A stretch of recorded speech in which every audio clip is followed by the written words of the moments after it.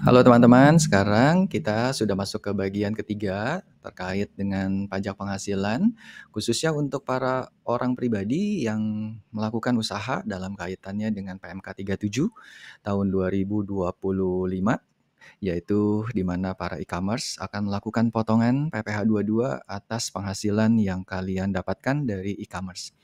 Tetapi secara umum kita harus bahas dulu definisinya dan sebagainya sehingga teman-teman punya pemahaman yang lebih dalam sehingga apapun yang terjadi teman-teman bisa mengaplikasikannya di dalam perpajakan kalian. Oke.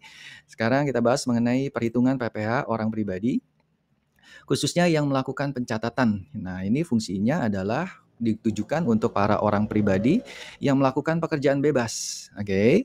Yang orang pribadi yang melakukan pekerjaan bebas kan. Tetapi bukan hanya untuk orang pribadi yang melakukan pekerjaan bebas saja, tetapi juga orang pribadi yang telah keluar dari skema PPh Final UMKM yang tadinya menggunakan PPh Final terus karena masanya sudah habis sehingga keluar di mana dia harus melakukan pencatatan.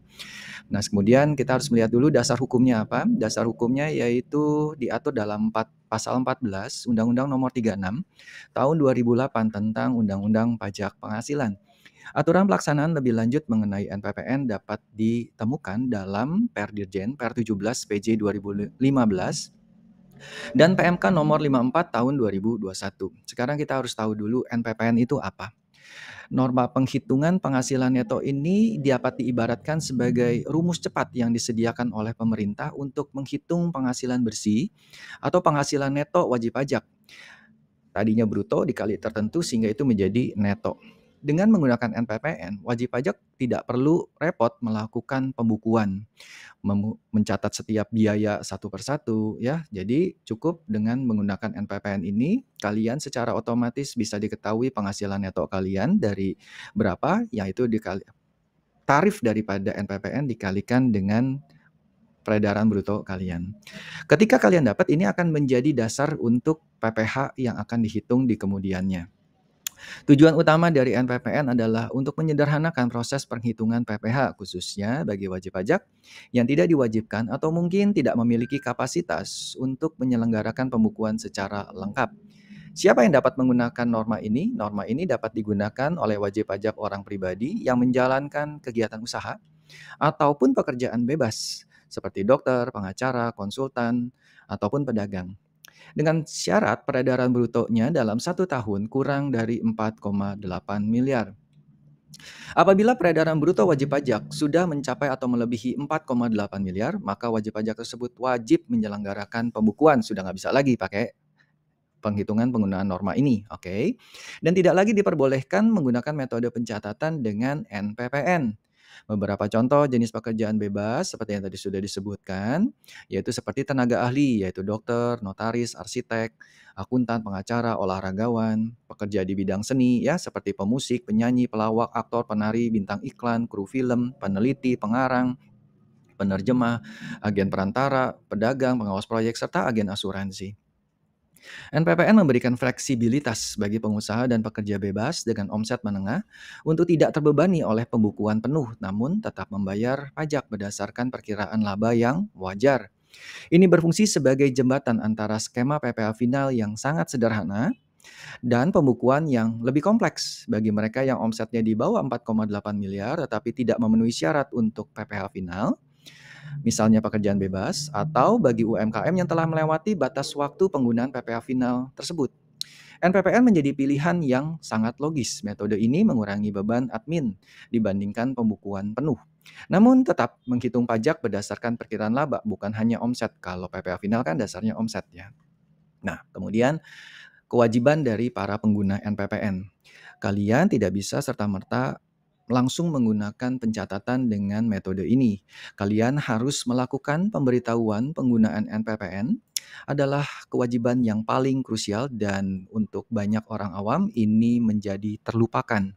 Wajib pajak orang pribadi yang ingin menggunakan NPPN harus memberitahukan niatnya kepada DJP. Pencatatan peredaran bruto meskipun tidak wajib menyelenggarakan pembukuan lengkap, wajib pajak tetap menyelenggarakan pencatatan atas peredaran bruto atau omset mereka secara teratur. Kemudian mereka juga berkewajiban untuk melakukan penyimpanan dokumen sampai dengan 10 tahun ya. Nah, kemudian kapan sih NPPN ini harus diberitahukan ke DJP?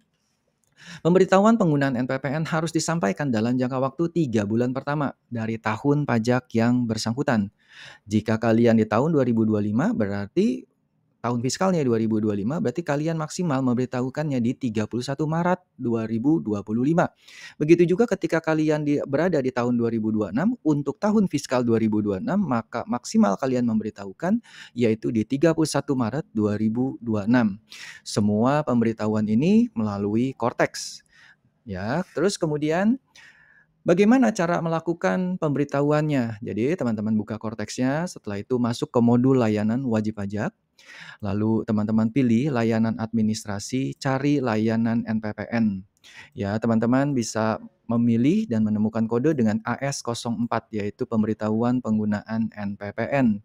Habis itu teman-teman pilih kategori sublayanan AS0401 pemberitahuan penggunaan norma penghitungan penghasilan neto. Oke, nanti teman-teman lampirkan apapun yang dibutuhkan. Nanti habis itu teman-teman simpan. Jadi jangan sampai teman-teman setelah lapor ternyata teman-teman pelaporannya tidak berhasil. Nah, ketika tidak berhasil, teman-teman sudah pindah dari 31 Maret ke tanggal 1 April, maka teman-teman tidak bisa lagi mengajukan NPPN ini. Nah, ini memiliki dampak yang sangat luar biasa besarnya. Ketika teman-teman tidak memilih menggunakan NPPN ini, maka teman-teman diwajibkan melakukan pembukuan. Oke, intinya adalah jadi jangan sampai kalian melakukan pelaporan tetapi bukti lapornya tidak ada atau ternyata belum tersubmit secara penuh. Oke, kemudian dampak jika orang pribadi tidak melaporkan penggunaan NPPN seperti yang tadi sudah dikatakan, dalam jangka waktu yang telah ditentukan, maka wajib pajak secara otomatis dianggap memilih untuk menyelenggarakan pembukuan. Konsekuensi dari kelalaian ini dapat menjadi sangat signifikan. Kewajiban pembukuan. Wajib pajak akan diwajibkan untuk membuat pembukuan lengkap yang jauh lebih rumit dan membutuhkan lebih banyak sumber daya, waktu, tenaga, biaya dibandingkan dengan pencatatan sederhana yang diizinkan dengan NPPN ini. Kemudian penghitungan pajaknya itu berdasarkan laba realnya. Labanya didapat dari penghitungan pendapatan dikurangin biaya-biaya yang dapat diakui oleh DJP. DJP dapat mengenakan pajak berdasarkan laba usaha real wajib pajak yang dihitung tentunya dari pembukuan, yang berpotensi menghasilkan jumlah pajak terutang yang lebih besar dibandingkan dengan penggunaan NPPN. Kemudian ketika kalian memilih untuk melakukan pembukuan, serta-merta risiko pemeriksaan pajak menjadi meningkat. Terdapat peningkatan risiko pemeriksaan pajak jika DJP menemukan ketidaksesuaian dalam laporan keuangan, atau jika wajib pajak tidak dapat menunjukkan pembukuan yang memadai. Potensi denda dan sanksi. Wajib pajak juga berpotensi dikenakan denda dan sanksi akibat perbedaan penghitungan atau ketidakpatuhan dalam penyelenggaraan pembukuan. Kegagalan untuk memberitahukan penggunaan NPPN secara otomatis mengalihkan kewajiban ke pembukuan, yang merupakan beban admin dan finansial yang jauh lebih besar bagi usaha menengah, kecil, mikro, dan sebagainya UMKM. Hal ini menunjukkan bahwa kelalaian admin sekecil ini dapat berakibat sangat fatal pada kewajiban perpajakan kalian dan peningkatan risiko sanksi yang luar biasa. Pemerintah memberikan fasilitas NPPN untuk kemudahan, namun ada syarat yang harus dipenuhi, yaitu pemberitahuan. Ingat teman-teman, ini hanya pemberitahuan. Jika syarat tidak dipenuhi, DJP akan berasumsi bahwa wajib pajak mampu dan memilih untuk menyelenggarakan pembukuan. Lalu kalau ditanyai pembukuan itu apa, maka teman-teman pembukuan itu akan menghasilkan laporan keuangan, baik laporan laba rugi maupun laporan neraca. Nah, teman-teman untuk yang tidak punya kemampuan ataupun punya kemampuan tetapi tidak mau ribet, nah teman-teman jangan lupa untuk melakukan pemberitahuan penggunaan norma. Apakah NPPN jauh lebih besar daripada PPh UMKM yang 0,5%? Ya tentu pasti gitu ya. Tetapi tidak ada pilihan lain untuk hal itu. Pilihan lainnya ya tinggal ke pembukuan gitu. Sekarang kita akan masuk ke contoh perhitungan PPh tahunan dengan NPPN. Ilustrasi, Bapak Chandra adalah seorang konsultan IT, tapi teman-teman ingat di sini bukan hanya untuk pekerja bebas, tetapi juga untuk para pedagang yang telah keluar dari skema PPh final UMKM. Statusnya adalah K3 yang disebut dengan kawin dengan 3 tanggungan. Omset bruto tahun 2024 1,2 miliar. Nah, ini Bapak Chandra, ini lihat teman-teman, Bapak Chandra telah memberitahukan penggunaan NPPN kepada DJP sebagai syarat yang paling utama. Nah, data tambahannya adalah ini asumsinya ya, asumsinya jasa konsultan IT yaitu 50%. Nah, ketika teman-teman sudah diketahui 50% ya, maka teman-teman tinggal mengalihkan penghasilan bruto kalian, ya, penghasilan bruto kalian kali 50%, maka itu akan didapat penghasilan neto. Karena teman-teman berlaku sebagai orang pribadi, maka penghasilan neto kalian akan dikurangkan dengan PTKP. PTKP K3 yaitu 72 juta sehingga teman-teman akan mendapatkan penghasilan kena pajaknya yaitu 528 juta rupiah. Kemudian kalau kita sudah dapat PKP-nya, penghasilan kena pajaknya sebesar 528 juta, maka kita perlu mencari PPh terhutang. PPh terhutang ini asumsi setelah dihitung didapatkanlah 102.400.000. Nah, dari 102.400.000 itulah yang Bapak ini harus bayarkan. Lalu bagaimana dengan PPh 25-nya? Ya, PPh 25-nya per bulannya nantinya 102.400 bagi 12 yaitu 8,5 juta. Lalu teman-teman, apa hubungannya dengan PMK 37 yang baru saja keluar terkait dengan e-commerce yang akan melakukan pemotongan PPh 22? Jadi kalau teman-teman satu tahun sudah tahu bahwa kalian terhutang sebesar 102.400.000, ternyata dari si e-commerce-nya, dari platformnya, baik Shopee, Tokopedia, dan kawan-kawan sudah dipotong misalnya 20 juta, maka teman-teman itu akan menjadi kredit pajak kalian. Kredit pajak itu gimana? Maka dari hutang 102.400.000 itu dikurangkan dengan 20 juta, sehingga yang perlu teman-teman bayarkan adalah 82.400.000 rupiah. Begitu pula dengan angsuran PPh pasal 25-nya bukan dari 102.400 tetapi dari 82.400.000.